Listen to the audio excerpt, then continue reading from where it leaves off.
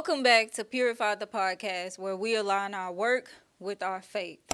I am Mia, your host, and I have a safe space here for entrepreneurs that's trying to figure it out. This guest today is my favorite influencer of all times, but y'all about to get to know her. Please tell us your name, your age, and where you're from. Hey y'all, so my name is Chelsea Simone and I am 32 years old and I am born and raised from Houston, Texas. Okay. Now, I already know a little bit about Chelsea. Um, so I do know already that you are a woman of God. You be in the church every Sunday. Every Sunday. So tell us about your background with the church because, of course, I started the podcast about God. So I ask everybody, what is your relationship with God? But I know you have one already. Well, honestly, I am a church kid at heart. I grew up in church, born and raised in the church. Like, I was that church kid who was in church every Sunday, all day long, missionary Baptist. So I've been in church all my life. I kind of don't know what to do without it at this point in my life. But eventually I grew into working in the church as part of like the worship team at various different churches. So that eventually became like my job. But I was also able to be in church every single day as an adult and working in church as well. So yeah, that's my background. Okay, so I know that sometimes when people grow up in a church, Yeah. they lose their way a little bit. Yeah. And then they end up coming back. Yeah. So, do you have a story like that where you kind of got away for a little bit? I have a few stories like that. I would say my relationship with God kicked in reality, not just like because I was in it. I would say that happened initially during college, when I was in college away from home. I wasn't forced to go to church or anything like that, so I honestly just kind of stopped. And then I went through a lot of emotional and health issues during college, and I ended up having to just kind of rely on my relationship with God to kind of pull me through that. And then I kind of tossed God to the side after that. It's like he got me through, and then I pushed him away. He get me through, and I push him away. And I would say that's happened like a lot of times in my adulthood, but more recently, this year, God literally took everything away from me that I idolized above him to get my attention. And from this year on, I'm not looking backwards and I'm not putting him to the side ever again. Yeah. Yeah. God is funny because he work with us. Every story is different, Yeah. but it really be the same. Like, Yeah. he will take everything away from Everything. you to make sure you focus on him and put him first. Yeah. But I just want to tap into something she said. She said when God would get her through something, then she would push him away. And a relationship with God is not praying to God whenever you need something. Yeah. It's really every day, always relying on God in all of your ways. And you know what's so funny? Like, even like when I would push him away, he was still there. He was still like covering me, still protecting me, still favoring me, even though I Yes. wasn't like, putting him first in my life. But I think it got to a point to where I was like, God, I need more. I need more. I need more. He's like, well, you need more. Then you have to do, you have to put me first, like, Yeah. for real. Like, and I say it all the time, like, it's funny, like, protection doesn't always feel good, Yeah. like, when it's happening, and after you go through it, you realize why it was happening. So, yeah, once I started to put him first, like, everything really just started to make sense. Yeah. For real, like, for once in my life, yeah. So when you say put him first, what did you do to start putting him first? Honestly, I just started talking to him more. I prayed like all the time and, just kind of like making sure my will aligned with his will. Yeah. And I was like, okay, God, these are the things that I want to do. These are the things that I'm, have in my heart to do. Does it align with your will? And if it does, I need you to show me so that I make the right decision. Like, I'm not just making a decision based off of how I feel, what I want to accomplish in life or whatever. So, and he began to like provide and show me, let me touch back on that because like financially, I was like not dependent on God. So that's where he really had to like shake me up and was like, okay, you want this and you want that and you want to try to accomplish this. Like, well, I need you to be fully dependent on me in every area of your life. And financially was the hardest part. And I can honestly say I had never seen God provide for me until I literally put him first this year. Yeah. And like, I didn't have a job. I was trying to get out of my apartment. I was trying to move home. I was trying to do so much stuff. I was starting a business, and I did not have any finances coming in. And all of a sudden, like it just started coming, like out of nowhere from like gigs and other things like that. So I really saw his hand at work, like providing for me financially, and it was all because like I just really I said, God, if you want me to do this, you have to show me that this is what you want me to do. And he's just showed me by opening the doors. Yeah. Yeah. Okay, so do you recall it ever being a point like where you first heard God say something to you, like loud and clear? You like, I know that was God. Girl, yeah. Listen, I don't know Give what was us in the an air. example. I don't know what was in the air of 2024, but I swear I heard his voice clear as day. Because I am single now, so I was in a 3-year relationship, and I literally remember God said in February. I want to say it was like the second Sunday in February. He said, "Leave with nothing," and I was like, "Huh? What you mean?" He was like, "Leave." He's like, "Go home, start over. Don't worry about what you got, what you don't have. Like, leave with nothing. Like, whatever was in that relationship that you idolized, like all of the things, all of the money and everything like that, like just go." Yeah. And I heard him clear as day, but I was still like, how I'm gonna do that? Yeah. I was still like, I ain't got no money, so how I'm gonna do that? Like, what? You gotta help me figure it out. And he just kept showing me like, you need to leave, and everything just kept getting worse and worse and worse and worse. And he was like, okay, you're gonna leave until if you don't want to leave, I'm gonna have to force you to leave. And it got so bad to where he literally had to force my hand to just be like, all right, yeah, I'm gonna leave. Yeah. So, yeah. And you mean when you say leave, are you talking about the apartment and the relationship, or Yes, just the relationship? the apartment and the relationship. Anything that was tied to that relationship, I needed to leave it. Yeah. Okay. So I do know that earlier this year you got into a car accident. Yes. You That was tied to that relationship too. It was also tied to the things that I idolized before God. So like that relationship I idolized, the things that I received in that relationship I idolized, like the help I received financially, the things I received financially. My car was in my name and I paid for it, but it was something that I idolized before God, because like I loved my car. Like anybody who loved me knew I loved that car. And so God was just like, okay, you just gonna keep doing what you want to do or moving slowly when I told you to leave. Oof. And I I'm can just feel it, take it Chelsea. away one by one. Literally. He was like, okay, the relationship blew up in my face. Then I had a car crash. My car got totaled. And I was like, okay, well, what I'm going to do now? Because I don't have no car. I can't even work even if I wanted to. So what am I going to do now? So I was like literally having to depend on God like 1,000%. Not even 100%. Like literally all my dependence became on him. So yeah. God is funny. He's so funny. And I'm stubborn and hard-headed. So I know he had to do it like that for me to like wake up and like just listen to him and be obedient. Yes. Chelsea's story is definitely not the only story. If you've been here from the beginning, then you know that God will take away. Yes. If he have to. Okay, so you did say that you work in the church, or you've worked in the church for choir, right?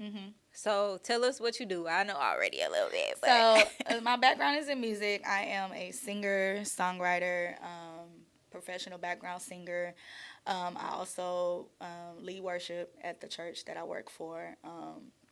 And I've done that professionally for about 13, 14 years now.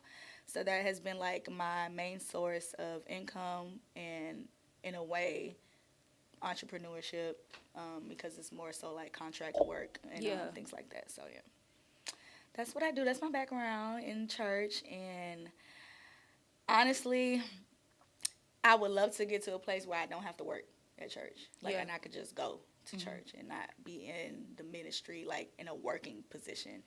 But well, it's been a blessing. It's been something that's been consistent. So, and it's always, I always say, like, even though it's work, it's still worship for me. Yeah. Like, yeah, it's my job. I get paid to do it. But at the same time, this is also where my time and how it's reflected to the people to lead them in worship, like what I spend time with God and how it comes through my worship. So to lead other people. Yeah. Yeah. So I want you to elaborate a little bit on that because I feel like I've been kind of feeling the same way about I wish I could just go to church and not necessarily be in it. So why do you feel like that? I think for me it's because I've been singing in church my whole life, and sometimes you don't really get fed at a church that you work for.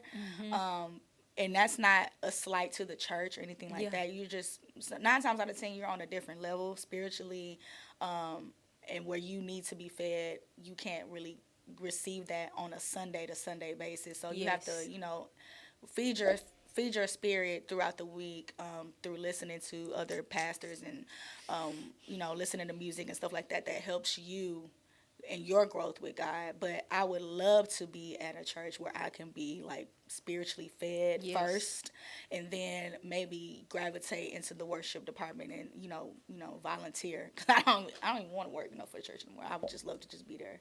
Yeah. To just volunteer. And it's not a slight to any pastor or any church like that. I think most of the churches that I have worked for feed the people that are there because that's where they're at and that level that they're on. But I've been in church all my life, so my spiritual journey is a little bit more advanced, and what I need spiritually and what I need from God is just at a different level. Yeah. I definitely understand that. I'm a social media manager for a church, and on Sundays I go get content for the church. And actually, once I realized that I was feeling like that, I heard somebody else say it too. Like, when you work in the church, it's not the same. It's not. And it's not even necessarily like, it's not even always that the church, you may be more advanced. It's not even always that. It's just the fact that you're focusing on work and not necessarily focusing on getting the word. It is a little different. It is a little more difficult. And I think it's also because the culture of church has changed too. So I think working in, different capacities of church, like whether it's the media department, whether it's the worship department, like sometimes your focus is not really about, I hate to say it, but it's not about the people. It's about like getting the job done. And it's about, and I think we as the culture of church has shifted, we are not really finding a balance of meshing the both of like the people's needs and what you need for the church as far as like content or worship experiences. I think we have to still find like that mesh of a balance. That's just my observation of the culture of how church is moving and shifting now. So I agree. Okay, so you said that you're a professional backup singer. Tell us a little bit about that. How did you even First of all, let's start with how did you start? Because, I mean, you can sing, but how did you get to the point where you started working with celebrities and all of that? Well, okay, so in college, I went to Prairie View and University. I majored in music, and my senior year, going into my senior year, my stepfather passed away, and I never went back. It just didn't feel the same. Sidebar, I also never wanted to go to college. That's also an important factor. So I went because my family and my mom and my stepdad wanted me to. And it was a great experience. I had a full scholarship. But after he passed, it just didn't feel the same. And I knew I wanted to sing professionally. So once I came back home, I just started, taking gigs locally in the city and, like, working with different producers. I was doing covers. Stems for other artists and like demo tracks for artists, and like not even knowing that they were going to like major artists. But I was just in the studio working with producers because they like my voice and stuff like that. So that network led me to working with a corporate band that's based here, called the Ernest Walker Band, and working with him, I worked with other musicians, and they just liked my work ethic. They liked that I was younger. They liked that I was, I learned fast. They just felt like I had potential to grow in the industry. Mm-hmm. And then I just started putting like my network of people and producers who I was working with, and it was like, I want to work. I want to tour. This is something I want to do. And eventually, I ended up going to, well, before that, I worked for like other artists locally, like gospel artists like Gene Moore, Yolanda Adams, and it's like people like that. And then through that connection with the corporate band, I started working with Shantae Moore and toured with her for like a couple different spot dates. And that lasted like a few years. And I was like, okay, well, I know I can do this like professionally now, but now I want to like really be like in the industry, like with the big guns and stuff like that. So then I ended up going to LA and auditioning for this network that basically, placed artists, background singers to work with touring companies and like other artists professionally. And that eventually led me to a big call one day that I randomly got out of nowhere based off of that audition. And it was like, can you tour? They didn't tell me anything about who it was for or anything like that. Can you be going for this amount of dates? And I just said yes. I didn't know who it was for. I didn't know what I was going to have to do. And I literally had 2 weeks to learn everything. And then I ended up getting on the road with LMA for 5 years. So, yeah. Connected steps to what I wanted to do. So, yeah, that's how that happened. Okay, so I have a few questions. Now, the first people that you said you worked with, like different gospel artists and stuff like that. So, well, you just said that you got a call for tour. The people that you worked with at first, that was just like, oh, we need somebody for today. Yeah, or... it was just like we call it in the industry spot dates. So it's just like the one-time thing, or if it's like for a conference or something like that, if it's in connection to the band that I was working with, it was just like for that particular thing. So it wasn't like I was like someone's specific background singer, like to tour or to work with them like on the regular. But when you put it on your resume, it's all the same thing. It's just about like your experiences and who you've worked for mostly. Yeah. So did they ever get to say, I want this person as my backup singer? 9 times out of 10, they're not looking for background singers because budget is a big thing. So most artists aren't like, hiring background singers. They're just, if they come with whatever particular gig that they're a part of, then yeah, they'll use what they have available. So how long did it take you to start actually getting paid when you, well, okay, yeah. How long did it take you to start getting paid once you said, okay, I'm not going back to school, and you finally start? I would say like within like a couple months, like of me putting myself out there locally, because the Houston music scene is very, very huge. So you have a range of ways to make money in the city as an artist, or a gigger is what we call it. So you have church, you have that realm, you have like the club scene, that realm, and then you have like the corporate band scene, which is pretty smaller in comparison to the other two. But once you get into something like more corporate, you make more money. So it's kind of like levels. Like I would say the club scene, it was like not that much money, but you can make money like if you work like a lot of days out the week. So, and I know a lot of people here in the city who've been doing it for years like that, and they live off of it. They're comfortable. Like, that's what they love to do.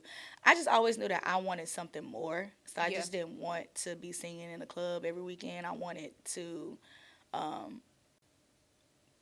really tap into the industry in a bigger perspective of not just, being a local singer. Okay, so you said that you were a background singer for 5 years for Ella. For LMA, yes. Okay, I think when I first met you, you were already doing it. Yeah, I was. Yeah. Okay, so I don't know the story. I just know that when we reconnected, me being closer to you in social media, I've seen you kind of bring it up a little bit. Yeah. Like, it was a part of your life that really hurt you. Yes. So, do you mind talking about that, even if you Yeah. can't really go into? I can't go into too much detail, but I can glance over it. Honestly, still to this day, I do not know what happened. Like, I don't know what actually happened. But 2 years ago, I was on tour, like my last run with Ella, and where I was mentally and emotionally, I just knew that I was like tapped out. I wasn't really, completely all the way in to be focused on my job. And I think that affected me, ended up getting terminated from that particular tour. And when you're touring, it's not even about like if you're the best singer or not. It's really all about your morale and like how you participate and show up every day when it's a show day. Like your energy is all based off of like how personable are you. Like, do you have good energy? Are you smiling all the time? Do you greet everybody? Like that matters more when you're touring than necessarily like can she do her job or not, because that's the easy part. Yeah. The other part is like being sociable and like, you know, talking to everybody all the time, just having like good morale. And I think because of where I was emotionally and mentally, like in a bad relationship, it's like it was like the worst position to be in while you're on tour, because I couldn't focus. Like I was already dealing with so much drama and like turmoil and toxicity in my relationship, and then being away from that person like while on the road trying to work, like it's just not mentally, you know, healthy for me to show up the way I need to show up to do my job. And yeah, I could see how that could have affected like ultimately me being terminated. But it was hurtful because I didn't see it coming. And I think in retrospect now, I definitely feel like my emotional state and how I was not able to really be present affected my work environment. And ultimately they have the final say, and it is a contract job. It's not like something like that I'm signed to for the rest of my life. No, it's like they can hire and fire whoever they want to at a snap of a finger. So Yeah. but yeah, it was very hurtful. I wasn't really given a clear reason of why, so I knew it had nothing to do with me, like, or my talent. But I just feel like in retrospect now, having a couple years of like kind of analyzing everything, I definitely feel like my state of mind affected like how I showed up. So yeah. Accountability is always a good thing. Yeah. And I definitely think those sudden things, Mm-hmm. those be the ones that really, really hurt. For real. Hurts, especially because like that's my job, and like tour money is amazing money. Like you get paid every week, like I'm expected like such a lot amount of money like by the end of the tour, and or how much money I would have made by the end of the tour, and then it's like, okay, that got instantly cut off. Yeah. So I'm not gonna have that money to take care of my life or to take care of bills or whatever. And then on top of that, all of the crazy BS that I was dealing with in my personal life, like it wasn't worth it to me. Like I would have rather, you know, people say it all the time. It's like when you're in a relationship, you shouldn't work in the industry because it's difficult to manage when you're away and cheating and all that kind of stuff. So all of that was all happening at one time, and it is hard to handle when you have to show up and like be not not be yourself, but you have to show up in a way that's like over exceeding who you are to just like do your job Yeah. based off of what is required in the industry. I can definitely see how artists have to be on a whole nother Yeah. thing to do what they do. But I heard you say earlier when you talked about being in the clubs, you was like, I always wanted something more. And to be honest with you, when I heard you talking about what happened with this, I'm like, maybe it's because God still had something more. Yeah. At that time, you felt like this was more than the clubs, Yeah. but that was it's just gotta be that was something just better. temporary, Yeah, honestly. like, And I didn't realize how temporary it was, but I think that goes to show you like how God's ways and plans are just bigger and higher and better yeah, than what we can think or imagine. So yes, it was heartbreaking and came out of nowhere, and this is my first time actually publicly speaking on it. So And and I don't wish any harm to anybody. Right. Like, I keep in touch with not everybody, but just like a few people. But it was hard to move on. It was hard to move on because I didn't see it coming. Yeah. And that kind of shock and hurt is like, that's almost like a friendship loss. Yeah. Like when you lose a good friend and like y'all break up, y'all friendship is over. It's like, dang, what happened? I'm not gonna I lie. didn't see it coming. I'm thinking about heartbreak over here. Yeah. It sounds like heartbreak. It sounds like heartbreak because that's exactly what it is, especially because that's something that I loved to do.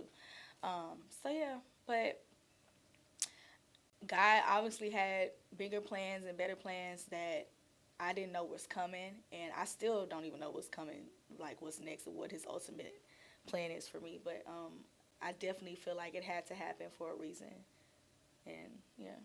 So the relationship that you were having a problem with during that time, was that the same relationship you were in for 3 years? Yes. And y'all are broken up now? Yes. Hallelujah. I just Because I saw something. I saw a meme that said the best thing that happened to me this year was walking away from that relationship, and I said, I know that's right, because that is literally the best thing that could have happened to me. And it's not like the signs weren't there; they was everywhere. I was just ignoring them.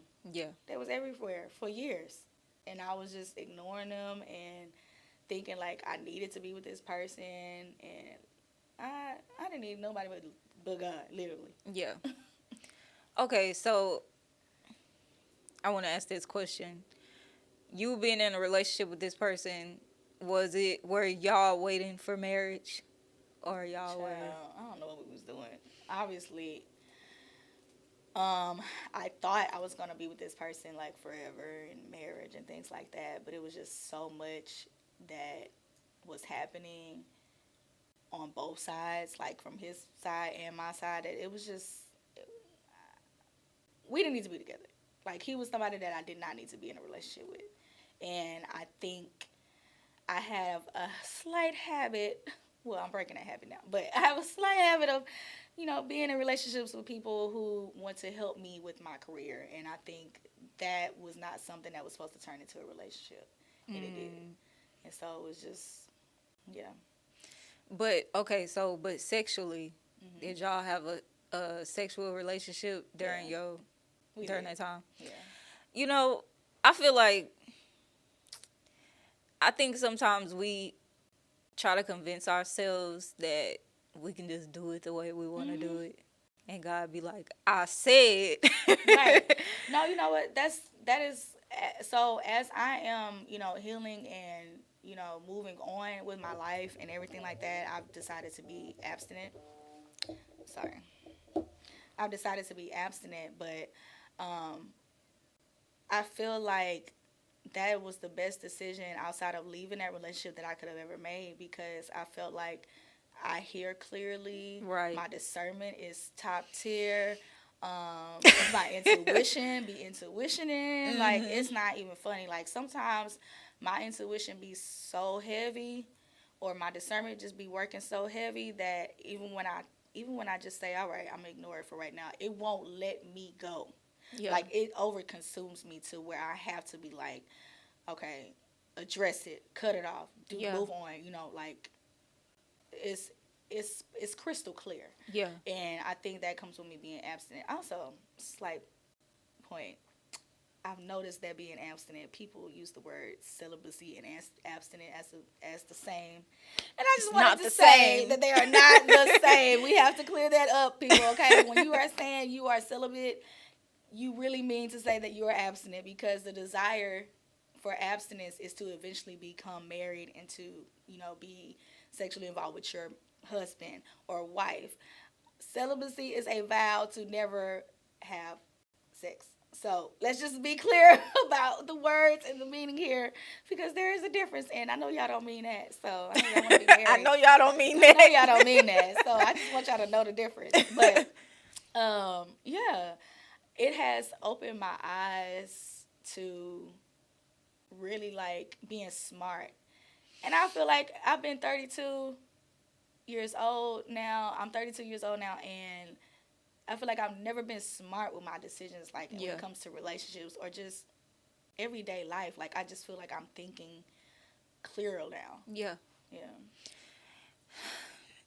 Sexual relations will definitely cloud your judgment. Yeah. And I had to learn for myself that deception is not always necessarily coming from the enemy. Sometimes you're deceiving yourself. When you try to tell yourself that you don't see what you know you actually see. Delusion. Like, Yeah. you can deceive yourself. But I think that, a lot of that was happening so that y'all could split up. Because obviously God knew that he had something better for you. It was distracting you. But still, even with being a background singer, like, I definitely think he had something better for you. So I know you said you don't know what's coming, and I know you still do more than just sing. Mm-hmm. So tell us what else you do. So I have ventured into influencing and content creation. My favorite influencer. Thank you. Honestly, it was to help myself because it started off as something for me to help myself because I was in that relationship. I did not love myself. I did not like myself. I forgot who I was. I forgot whose I was. So I was like dealing with depression and anxiety and just like, I was not me. I was very like depleted. And I knew that I had to show up differently for myself some type of way. So I just started venturing into things that made me, which is fashion and beauty and like getting dressed up and talking about clothes. And I love to shop. So like I just tried to incorporate that into a way to help me get out of my depression and to get out of my spells of anxiety, and it ended up turning into me creating content and just showing that part of who I am, being more myself. So yeah. And then you also have your cosmetics or beauty. So I am a serial entrepreneur. That's what I like to say. So music, I have my music business. I have my influencing and content creation, which is, I'm also a paid influencer, content creation now. So that is business, honey. And then I started a beauty brand called Lumiere Beauty, and right now it's just a product line for eyelashes and beauty lights, but eventually I'm going to extend into skincare and a full beauty line product. Yeah. Okay, so I just want to say, every time I see her post something, I always think about this. I think I went to eat crawfish with her and her other friends that I don't even know. Was it like March? Yeah, that was like March. Yeah. It's December. Yeah. In March, I sat at the table with them and we all introduced ourselves. Mm-hmm. And Chelsea was like, "My name is Chelsea. I'm an influencer or soon to be influencer." But I'm not gonna lie, I always been like, "But your content is good though. Like, it's good already." But she said soon to be influencer, and when I say she did not stop, she kept going, kept posting. It did not matter. And you almost said 10K I'm followers, almost at right? 10K, yeah. In March, I think it was like 2K, right? 25, yeah. Yes. Under 25. And a paid influencer, not even at 10K yet. So just imagine where it's going. Like, that was part of God's plan. Yes. It's so funny how God uses things about you to show you who you are. Yeah. And I think if I had not started, because in March I was still in my relationship, mm-hmm. and I was just like, you know what, I'm about to start showing up. I'm about to get dressed every day. I'm about to do my makeup every day. I'm just about to just start doing stuff to make me feel like who I want to be. Yeah. But it was who I already was. Yeah. But I just had to do that to reignite it inside of me, right. You know? And I feel like God used that to help me help myself, but it's also helping other people. Yeah. Because I get comments and like DMs all the time about like my vlogs, or how my situation is helping them some type of way. And you just never know what you're going through, how it's going to help somebody else. So Right. it might hurt, it might feel like the end of the world, but that's nothing in comparison to how your story or your testimony is going to help somebody come out of depression or suicide. You just never know. It's Right. always bigger than what you feel like it is. Right. Yeah. Congratulations. Thank I'm so proud of you. So I'm not gonna lie, happy. y'all. I mean, at the end of the episode, I'm definitely gonna have you say how they can follow you, but Yeah. y'all definitely gotta follow her because Chelsea be putting me on, okay? She always posting No. something, and I'm definitely guilty of loving to shop. No, Mia, listen, I've told you before when you started sharing your testimonies, I was just so proud of you because I did not see it coming. Right. And then for me to see how consistent it was, and I was just like, okay, this is real. And like, I don't know how God is moving in her life, but I'm so glad that He is. And I've shared that with you many times before, and you keep me going. Like, seeing how you just like consistent. You have turned this into a lifestyle, and that's empowering for me to see. And like, we didn't even really know each other like that well. Yeah. We just knew each other like through other people, but I feel like to see how you have blossomed in this area and like just taking charge and taking hold of it, like I know it's purpose. So I just want to thank you for always encouraging me and showing up as yourself, because God just wants us to be lights. Yeah. So Hallelujah. yeah. I, you know, oftentimes, like, whenever I talk to people, I'm like, you inspire me. They always say, you inspire me. And I'm like, for real? Like, sometimes we think we're not doing enough, but there are people who are watching you. So if you feel like it's something in you that you're supposed to be doing, and sometimes you might get discouraged and you want to stop, just don't stop, because you are inspiring somebody, and people might not always say anything. So there are people watching that you're inspiring, whether they say it or not. God is using you to help someone else. Okay, so you said the product line. How did that come about? So in my relationship, I was like, God was trying to tell me to leave with nothing. And I was like, well, God, I don't know if I can do that 100%. So I think I'm going to just start this business. And, if it's in your will, you would help it come to pass. And he literally did that for me. And I started a business to get out of my situation, to be like financially become dependent on myself and on God as well. So yeah, I prayed over what I should do, and it came to me in a dream, and God was like, this is what you're going to do. This is how you're going to take a step to, separate yourself. Because obviously I couldn't do it cold turkey. Right. But he gave me a little help, and then he gave me a dream, and he also provided the resources for everything to be purchased. And I started my brand, Lumia Beauty, and yeah, it's doing pretty good.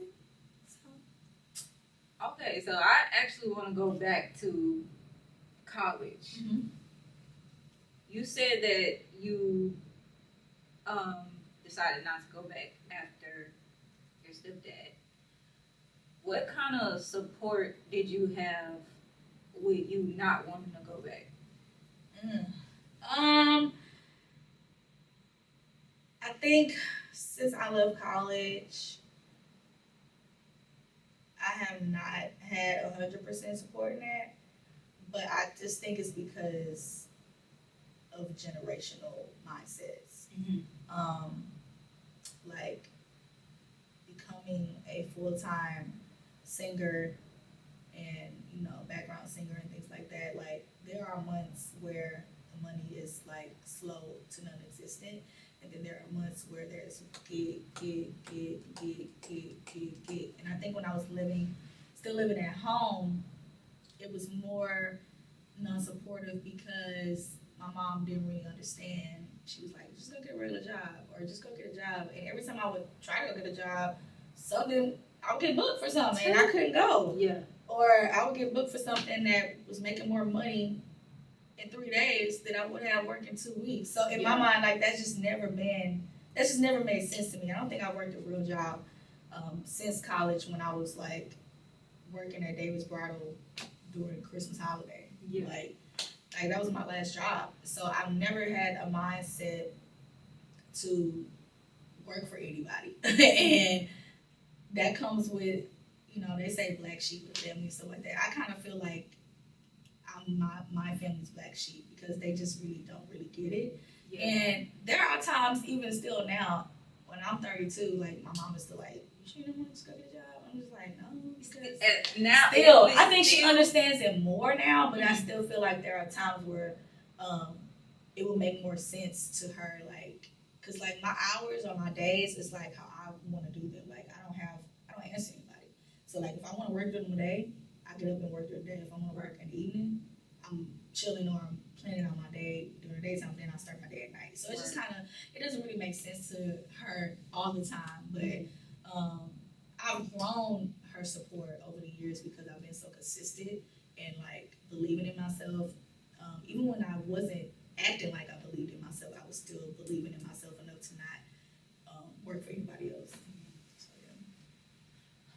For me personally, I think that I almost do not care about nothing nobody else has to say, but I care about what my mama say. Mm-hmm. Have you, when you felt like you didn't have the support from your mom, did it ever affect you? Oh, 1,000%. Like, yeah. How did it? Because I feel like ultimately, like, you just want to make your parents proud. Yes. And proudness can look like so many different things. But I think when they are not used to success or proudness showing up in a different capacity versus like what they're used to, it can be hard to feel like you have their approval. Yeah. And I think it's so funny now because like my mom, she's like my biggest fan. Like she watch all my content, she like everything, she buy everything I be suggesting, and like she act like a little influencer right now. It's so funny is because it was like, wow, like now I feel like I'm the parent and she's the child, like adoring me. Yeah. She'll be at home and like she'll be swiping on TikTok and watching my videos. And I'm like, who's that in the background? It's my voice. I'm just like she really is my fan, like support me. And I just think that's so funny because I never would have expected that to like resonate. I guess like the little girl to me is like, I made her proud because like she supports it. Yeah. I feel that for sure. I think sometimes even still, I don't hear a lot of like, I'm proud of you. Mm-hmm. So now that I realize like with me sharing my journey, a lot of people that I don't know are saying, I'm proud of you. Yeah. And it took me some time to like accept that from people. Like, what am I supposed to say when you say I'm proud of you? Because I never really hear that. But now I'm like, I want to make sure I'm telling other people I'm proud of you in case they're not hearing it. Mm-hmm. But I definitely feel like I'm not in a place yet where I'm really hearing my mom say I'm proud of you. Although I know she's watching, mm-hmm. but it's like every time before I make a decision, there's a voice back here. Right. And it's my mama's voice. It's always her voice. For like, before I even end up leaving Houston, I was all over the place trying to make sure bills got paid because I didn't have a job anymore. And I just kept hearing, you need stability. But things will get better over time. But yeah, I think I feel relieved every time I hear that I'm not the only one that has struggled. You are not alone, child. I think if parents could have it their way, they would have write our path out for us, and that's what we would have followed. But I think it says a lot about character and who we are and confidence because we believe in ourselves so much to just go after what we want in a different way. Yeah. I think I just listened to a video. I can't even remember who was talking, but they said if you don't believe in you, why would somebody else believe in you? Eventually, people gonna start believing it the more you go after what it is that you want or whatever vision it is that God gave you. Yeah. I know you had mentioned about leaving your apartment and going back home. Mm-hmm. Home, you mean back to your mom's, back to my right? mom's house. Yep. So, how did that come about? How did you end up leaving, and how was it going? So I ended up leaving. My mom told me that I can come home, and at first I was just gonna like go get another apartment and pay bills that I could not afford at the time. And she was like, "Don't do that. You just come home, start over." So I came home, and at first I was embarrassed. At first I was like, "I'm 32 years old. Like, I don't got no money saved. I don't got nothing to take care of myself." But honestly, in retrospect, like, I think I moved out my mom's house 7 years ago. And so I feel like the number 7 is completion, right? So I feel like in a way, like he brought me back to square one to start all over again. Mm-hmm. Because I tried my own way. Like my own way was completed. So now I'm going to start from the same starting point, God's way, mm-hmm. and like just go from there. So I feel like that was what God had intended for me. And I was embarrassed. I was ashamed. I was like, I didn't have no car. I don't have nothing. Like, I still don't have a car to my name. So like, I don't have a car. I didn't have my own place. Like, I was used to being independent and like, living my own life the way I like to live it. And I was like, well, you tried that and it didn't work. So why don't you just go back home and try it my way and see where I lead you? Mm-hmm. And so that's where I'm at. And it's going interestingly well, I would say. I love my mom to death. I'm very appreciative of even having somewhere to come home to, because I know mm-hmm. that a lot of people don't even have that as an option. And so I'm very grateful for that. We just live differently. That's all. My mom is old school, and she live how she want to live. She don't cut the air on. She don't cut the heat on. Like, I'm just like, come on now. Now, wait a minute. If I'm going to be paying a light bill, cut the air on. Cut the heat on, please. But no, outside of, like, those drastic nuances, we're learning to coexist as adult women under the same roof. And I think that's something that's not talked about a lot either, because the mother and daughter dynamic is already a tricky one to navigate, especially once the daughter has our own path and has our own attitude, like, and that develops. Like, it's already tricky to navigate. And anybody who knows me personally knows that me and my mom have not had the greatest relationship, especially with me growing up. We just didn't. I was hard-headed, so I wanted to do my own thing. I didn't want to listen. I didn't want to be obedient. And my mom was very strict. She was like, don't do this. Don't do that. Don't do this. She never told me why.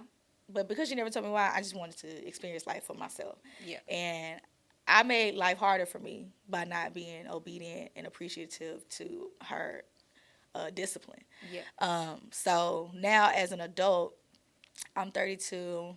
My mom is like in her 50s. So we are two grown women who live completely different lifestyles, who have completely different day-to-day tasks and everything like that. So we're trying to balance being under the same roof. It's interesting. I need a camera following them around me every day, because it's like being in a reality show, kind of, sort of. Yeah. But yeah, it's going interesting. But I'm grateful, because I could not have nowhere to go. Yeah. Or I could be paying rent, not saving no money, living check to check. So now I have like a full clean slate. I don't have any children. I don't have any responsibilities, like bill-wise, outside of getting out of my debt. Like, that's all I have to focus on. Yeah. So would you say you feel relief?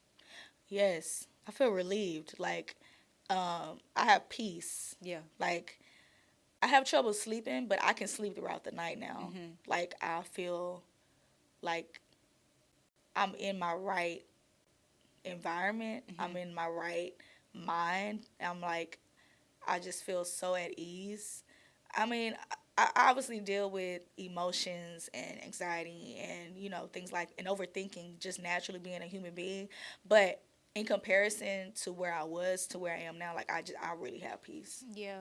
Yeah. That's how I feel too. Yeah. Being in my mama house, I just feel relief. Like, I can't.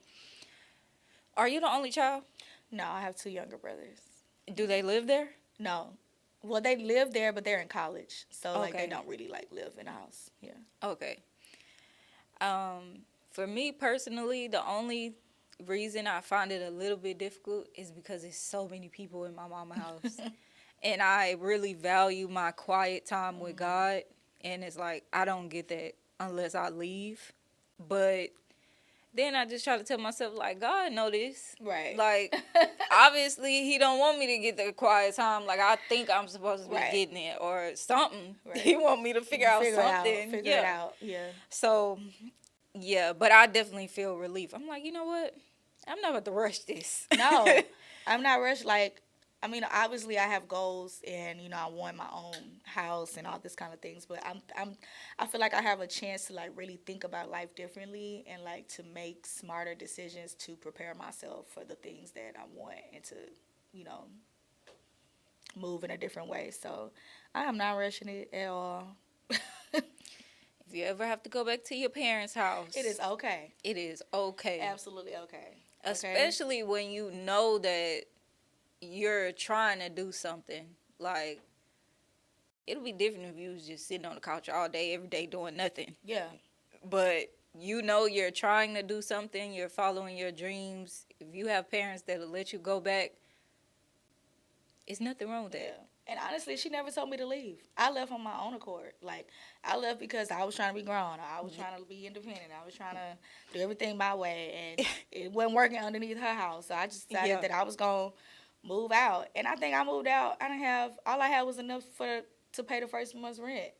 I didn't have no furniture. I didn't have nothing. I just wanted to just be out. And I think, like I said, that happened 7 years ago. So that's 7 years of me making my own decisions in my own way. Yeah. And trying to make that work for me. And obviously, it took me 7 years to figure out that that's not God's will for me. Yeah. So, yeah, everything happens for a reason. It happens how it happens for a reason. And eventually, if you are granted the grace to start over. Granted the grace to start over. I never heard that like that before. No, because he could have left me where I was. Yeah. Like, he literally could have left me in a worse position. Like, he could have left me to my own detriment. Yeah. But he loved me enough to tear it apart to give me grace to start over. Yeah. He is faithful even when we're faithless. Yeah, definitely. Amen. Amen. Okay, Chelsea. So, this podcast is for entrepreneurs that's trying to figure it out. If you had to give one little piece of advice to any entrepreneur out there that's trying to figure it out, what would you tell them? To any entrepreneur who's just trying to figure it out, I would say go to God for everything. Go to God for every step. Go to God for every product. Go to God for every idea. Go to God for every launch. Like, go to God. And I feel like when you put him in your business, no pun intended, but when you put him in your business, he will either show you that is what you're supposed to be doing because he will provide the ways for it to come to pass, or he will show you that it's not what you're supposed to be doing. Yeah. Yeah. I agree. So, I think this might be my last question. But, when I say trying to figure it out, I'm like, all the people that has been on the podcast, I just realized, first of all, I noticed in so many different videos and when I'm talking to people that somebody always says, I'm just trying to figure it out. Like, yeah, every single day. And I realized that it's not just always about... You're never going to stop trying to figure it out. Yes. And, like, I think that's the beauty of entrepreneurship. You're never going to have it figured out. Even when you become a millionaire or billionaire or whatever, like, you're still not going to have it figured out. Yes. And I think that's beauty, there's beauty in that because it requires you to depend on a greater power than yourself. Yes. And you know what? It reminds me of, like, because I've heard people say it all the time, enjoy the journey. Because you have this place that you want to be and you trying to get there so fast. And then when you get there, then what? Right. So it's like, enjoy the journey because you literally will always be trying to figure something out. But I realized that even if someone has gotten to the point where they feel like, now, if you say you're not trying to figure out anything, I'm scared of you. But when people feel like, okay, I got this in business, they still trying to figure something out with their life. They still trying to figure out something in their life with God. Somebody's always trying to figure something out. And for me, I just came out of like some very intense warfare, right? You know what? I'm just go ahead and tell you about this. Tell me, girl. So I definitely come from a place of people pleasing. And now that I'm in a space where I'm finally working again, working for myself, and just how my life has changed, people call me a lot to talk, to tell me their problems. People are always asking me to come somewhere, do something.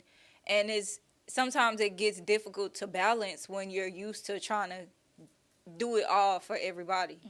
So, I basically I was down for a little while. Like, I wasn't posting, barely responding to messages, because I just felt so drained because I was trying to give so much of myself away. So, God had ended up, I was talking to this girl who I met in Ohio last year when I went to go speak there. She came to Houston and I went to a hotel and I was explaining to her how I felt. And she was like, girl, you don't need to feel bad about that. The Bible says, owe no man anything. And I said, I have heard that scripture before. So I went to go look it up. And it said, Paul was saying, owe no man anything except love. He said, love God and love thy neighbor as thyself. This sums up the commandments. And I'm like, okay, let me go back. Read again, what is love? Love is patient, love is kind, love is all of these things. And I'm like, okay, I understand. I don't owe anything to anyone, right? So then my little sister had senior night at school and she wanted the whole family to come.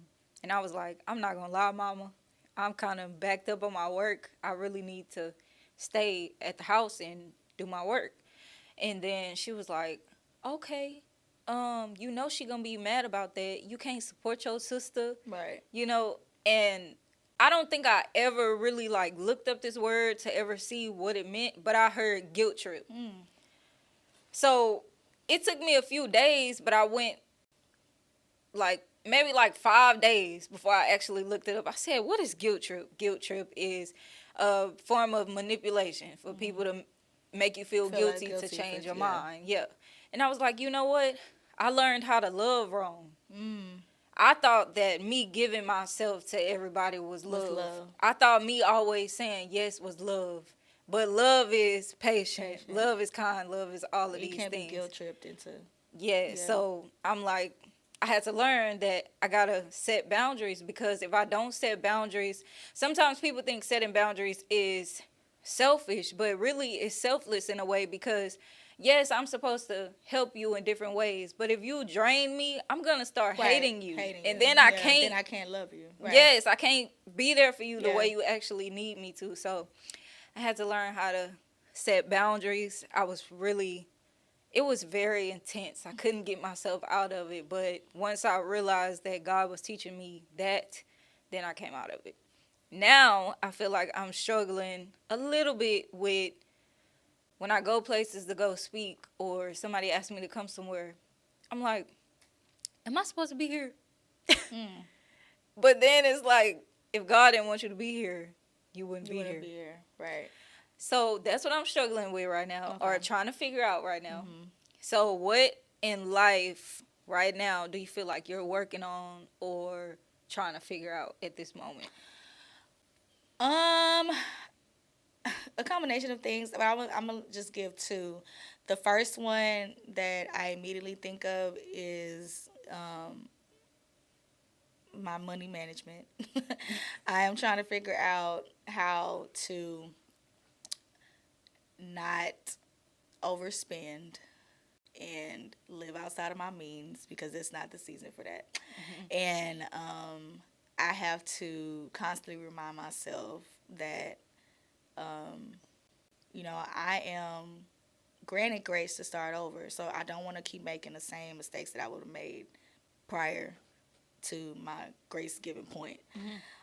That's the most obvious thing that stands out to me. I think the second one is,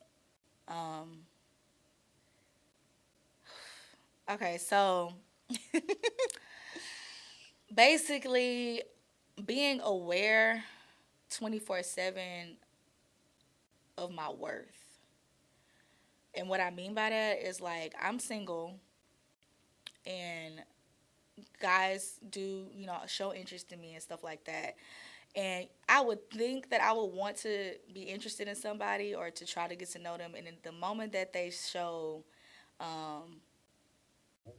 consistent inconsistency, then it's like I'm trying to, like, justify why I should, still be entertaining this person, or, like, I'm going above and beyond, showing effort, and they're like giving me under the bare minimum. And I'm like, I have to immediately recognize that, like, no, that's not what I want. I'm not going to settle for that. I've dealt with that for 3 years. So I'm not going to, like, allow myself to never forget my self-worth. So that's what I'm still trying to be conscious and work at every day. Because we all want love. We all want relationship. We all want companionship. But I feel like there is just a standard that we sometimes minimize because of something that we want. Like, we'll ignore it because we think we want it. And then God has to show you, like, well, if this was what was for you, it would not happen like this. Right. Or you would not be treated like this. Or you would not be ignored like this, or gaslit like this. Like, it's just like little things like that we have to, like, remember that that's below the standard. So yeah. And it's like, I've dealt with that before, for sure. It's like, you can't want something so bad that you say, I'm going to accept this. Like, you really got to stand 10 toes down on what you believe in. If the Bible say God is not the author of confusion and you confusing me, that mean I don't need to be in this. Okay, yes. I got to walk away.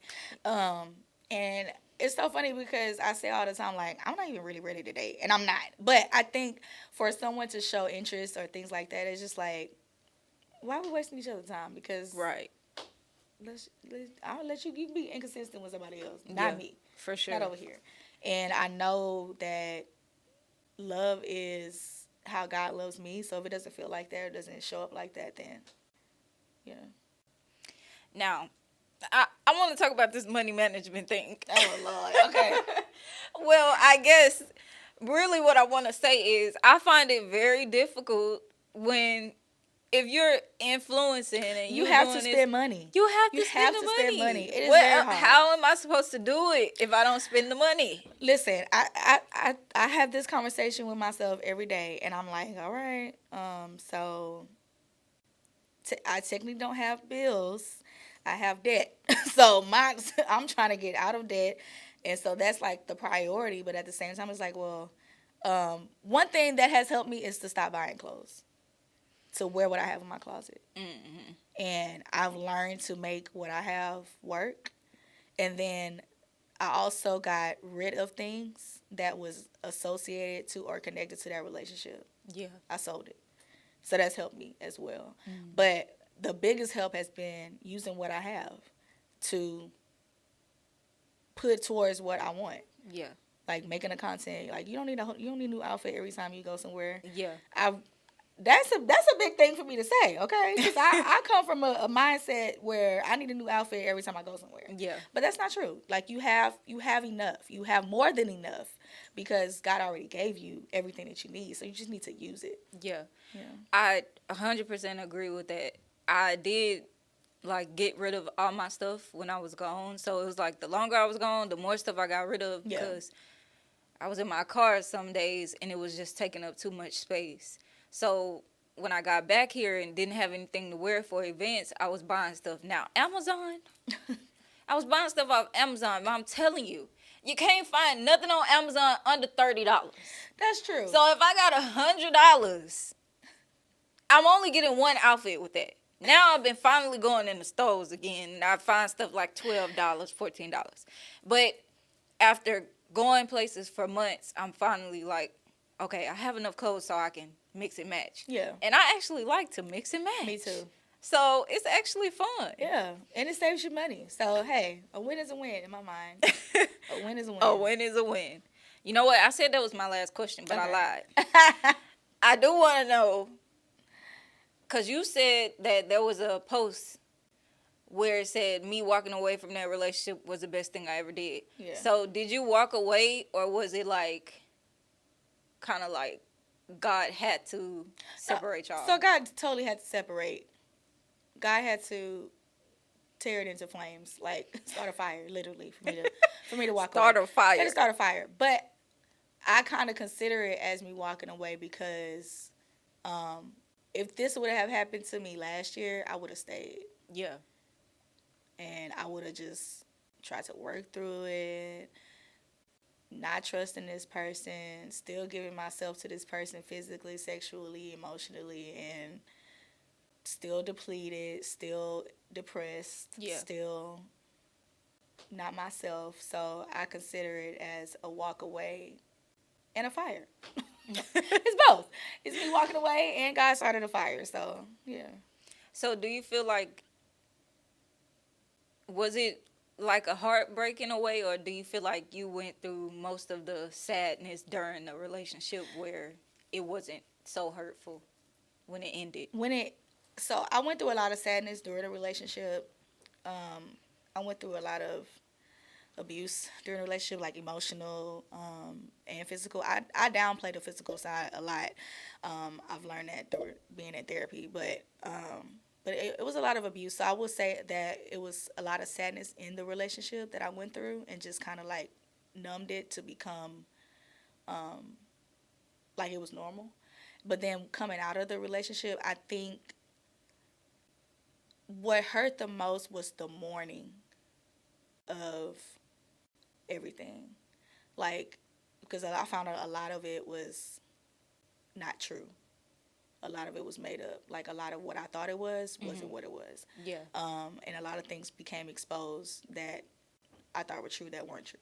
So I think me mourning coming out of it was the hardest part emotionally. Like, mourning the fact that this was something that I thought was real, or that I thought was something that was like forever. But mourning that was probably the hardest part. And I wasn't sad during the morning. It was just like an awakening almost, because it's almost like you come to a real realization where you're no longer being manipulated. You're no longer under this veil of delusion anymore. Like, everything is literally what it is. So it's like mourning what you thought it was. Yeah. Yeah. If that makes sense. Yeah, it does. Okay, so after this whole year, everything that God has done for your good, Yes. what do you feel like is your next? Like, what are you trying to do next? What do you want to do next? Wow.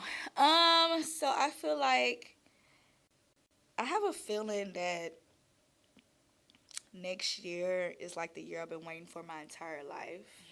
And so I feel like something, not even one thing, I feel like some things are on the horizon that are so beyond my capacity of understanding and thinking that I just have to allow God to do it, because that's how big I feel it is, you know? So I would say that what I want next is to continue to grow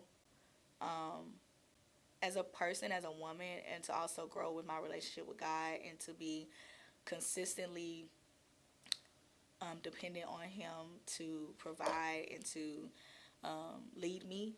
So that's general, right? But I think deeper under the surface, more so to just I want to become my dream person.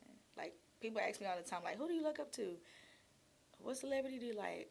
I be like, I look up to the person that I dreamed of becoming. Like, that's who I envision myself. That's how I envision myself. Like, that's what I want to accomplish. So, how, like, as meticulous as that can be, like, that's what I see happening, like, within the next year. And I'm just excited to have the space, have the mental clearness, have the favor that God has given me, even in the midst of, like, my chaos, in the midst of my own self doing, like, my own self harm. Like, I have a chance to be free in Him. I have a chance to be loved in Him unconditionally. I have a chance to have grace. I have a chance to literally do everything He's called me to do. So I would say, to sum it all up, I'm just excited for what God is going to do. Like, I don't even know what to say what I want, because I feel like my wants are not even, like, Yeah. not even enough for what He wants for me. So, Right. yeah. Okay, this is the last one for real, and I know I'm kind of jumping around a little bit. Being, especially today, like, there's been a revival. Like, the people are loving God, Yes. but you get on Threads, you get on Instagram, people are constantly telling us what we should or shouldn't be doing, or what's worldly or what's not worldly. I know you were a background singer for Ella, and I just saw you post something recently with LeToya Luckett. What are your thoughts on secular music? Girl. Working with secular artists. Okay, we going there. All right, let's go. So, I want to start my answer to your question with the prerequisite of my entire life. I have been told that I had to choose. When it came to my gift, I had to choose. When it came to how I use my voice, which is my gift, I had to choose. And for the longest, I have struggled with choosing. Like, I have to sing gospel music, or I have to be a gospel artist, or I can only work for these people, or I can't do this. But when I break down my gift in its full capacity, and how beyond my gift is not targeted for the church. Come on. My gift is not targeted Come on, for Chelsea. believers. Even, and I'm not gonna, before I go into what I mean by that, I'm only specifically talking about my voice at this point. I'm not even talking about all the other gifts that God has given me to shine my light through, right? I'm specifically talking about my voice. God has given me an anointing and a power and a range of understanding musically that my voice is just not for church. Like, Right. And I think when I came to that realization of me getting hired for, like, gigs with the Houston Symphony or operatic gigs, like, obviously my voice is, He gave me the gift of versatility for a reason. And in my understanding, it's like, well, why would God give me a gift so heavy to where people are going to force me to choose, but my gig is bigger than a choice. My gift is bigger than a choice. Like, it's not even about me not wanting to choose God, because I've already chosen God. Right. And He gave me the gift to be a light through my voice and through everything else, to show people His love and show people His compassion and show people His understanding. So in my mind, I don't agree that you should choose, because I feel like if that was the case, God wouldn't have gave me or gave anybody a gift to be a light in any other way but the church. And I tell people all the time, I'm more of a Christian on social media than I am when I go to church. Yeah. And that might go over a lot of people's heads. And I'm not saying that I'm not a Christian on a day-to-day. I am. But I feel like I'm showing people Christ more through social media, through my testimony, through me getting dressed, through me doing my makeup, through me showing up for myself, through me being realistic with life and God, at the same time, I feel like I'm being more of a light in that capacity than I am when I show up on church every Sunday and tell people to raise their hands and Yes. say, God, I love you. Yes. Like, because it's about relationship. Mm-hmm. Chelsea said, "Oh, we going there, huh?" I mean, because that's been something that I struggled with for the longest of my life. And I think over the last couple years, I've just come to the realization that my gift is not just a specific target. Yeah. It's not. I definitely agree with that. It's like, how are you preaching the gospel to people who are already saved? Like, what's the point? The people who are already saved are already crazy. So it's like, we have to reach everybody who are just, who and it's such a hunger in this world now that I'm so excited about. But we have to, I feel like we have to use relationship more than religion. And I feel like we're getting more religion than relationship. Yes. Okay, these are my thoughts on this. First of Yes. all, I'm gonna just go right here so I can tell you exactly what the definition of secular is. The definition of secular is that is not specifically religious. First of all, secular is to be something that is without God. Without Or God. something that is without God does not make it evil. Evil. You can sing a song that is about love and God is love, but I didn't say God in it. That doesn't make it evil. So I feel like people use the word secular and they don't even really be knowing what they're talking about for real. Like, you just saying stuff That at is this a good point. point. That's a great point. Because I feel like a lot of times, especially like in church, is justified as something. We justify secular things as anything that's not, that doesn't say the word God or doesn't, or even with the whole modesty thing. Like, it's like, if it's not covered, then it's not of God, or like, Right. or anything like that. But I feel like there are ways. I think modesty is a level thing. I feel like there are levels to modesty, just like there's levels to secular understanding and things like that. So I just feel like, you know, you have to accept people for where they are. Yes. And let them grow into other levels. Yes. You know what? Just to touch on the modesty thing, I looked up the word in the Strong's Concordance and went and looked and did King James and all of that. And what you found? The word modesty means or what I found is that modesty means basically to dress for where you're going. So if you're going to the gym, why is there a problem with you wearing tights at the gym? You know what I'm saying? Yeah. It's literally all about your heart and whatever it is that you're doing. But I know that this part right here was about heart posture. Yes. I was talking about music or whatever. Somebody DM'd me probably like a week ago now. And she said, when I first started following you, it was because you were talking about God. She said, but now, this is not exactly what she said, but she was like, now it's starting to get worldly, or I'm starting to see more worldly stuff. And she was like, don't neglect your gift that God gave you, and I don't know, unfollowed me, right? First of all, I was like, what is worldly on my page? Nothing. Literally nothing. First of all, but like you said, it's getting religious. Yeah. I mean, and those of us who see the eye to eye, we're all pretty much saying the same thing. Yeah, and I think the church, quote unquote, has made these words much bigger than what they actually are. And like I said, like you just said, the whole definition of modesty and what secular actually means, we've turned these definitions into what works for religion. Yes. Instead of like actually going off of what it is. Yeah. Yeah. I think and social media causes the divide.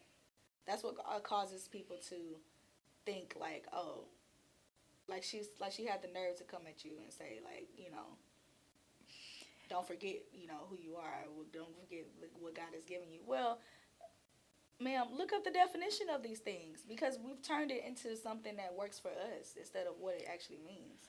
You know what? My thing was, you're saying that when you first came on this page, I was talking about God. But when you first came on this page, I was talking about God, and even though I was moving from place to place, I was still in videos doing my makeup and my hair. This is who I am. Right. Now I post more about me getting dressed up or those type of things, but that's worldly. That's not worldly. What's worldly about that? If God gave me the talent, why should I not use it? Because you think that all I'm supposed to do is sit here and talk about God when you're not in rooms like this. First of all, obviously you don't watch my podcast because I never stop talking about God. Preach, preacher. But you're not in the rooms that I'm in where I'm talking Right. about God. I'm not always posting every room that I'm in where I'm on a panel, I'm speaking or I'm talking about God. You're not watching everything that I'm doing. So I'm like, you know what? Am I now trying to seek the approval of men No, or never. of God? It's always I just got to the keep God. doing what I Yeah. know God told me to do. Yeah. But this takes me back to what I was saying about boundaries and God letting me know, like, all you owe is love. Sometimes it's not about what you say. Like, you're using your gifts to sing, right? Sometimes you get in those places and people see God on you by the way you act. You don't have to say God when you speak for them to know that you've been spending time with God. As a matter of fact, I just sent this scripture to somebody the other day. I think it was Peter and John. Somewhere in Acts, they said they could tell that Peter and John was uneducated men. Can't remember exactly what it said. They could tell that Peter and John were uneducated men, but that they had been spending time with Jesus. Wow. It's not always about you talking about God, the because scripture. people can be loud about God People and can still quote scripture all day. That's exactly. yeah, I get it. No, that's real. That's real talk, and we have to, have enough discernment to know if it's coming from God or if it's not coming from God. Right. Yeah. This is a good episode. Okay. Okay, Chelsea. So tell the people how they can find you, everything, how they can get in contact with you. Okay, so you can follow me on Instagram and Facebook at the C Simone, and that's at sign TheCCymone. So yeah, that's my name, C Simone, and TikTok might get banned. I don't know. I don't think it will, but I rebuke it in the name of Jesus because I love TikTok. You can also follow me on TikTok for now until January 19th at The Real Life of C. Simone. So, yeah, that's where I'm at. Oh, and on YouTube, you can subscribe to my channel, Chelsea Simone. So, yeah. And then what about Lumiere Beauty? Oh, yes. So when you follow me on Instagram, all of my pages are like attached and tagged on my profile, so you can follow my music page, Chelsea Simone Music, and my beauty brand, Lumiere Beauty. It's all in the bio. So yeah, and then there's a link as well if you want to like check out the website to my beauty brand, shop some eyelashes. Yes, there you go. Okay, Chelsea. Well, I just want to thank you so much for coming. Thank you for having me. Because this was a good episode. They need to hear this. I'm glad. I hope to help somebody. That's all. I just want to help people. Yes, absolutely. Yeah. Well, I hope that we help purify some perspectives, especially when it comes to if you got to go back to your mama house. It's okay. It is okay, sis. It's okay. Yes, but I will see y'all on the next episode of Purified the Podcast. Thank you for tuning in. Bye. Bye.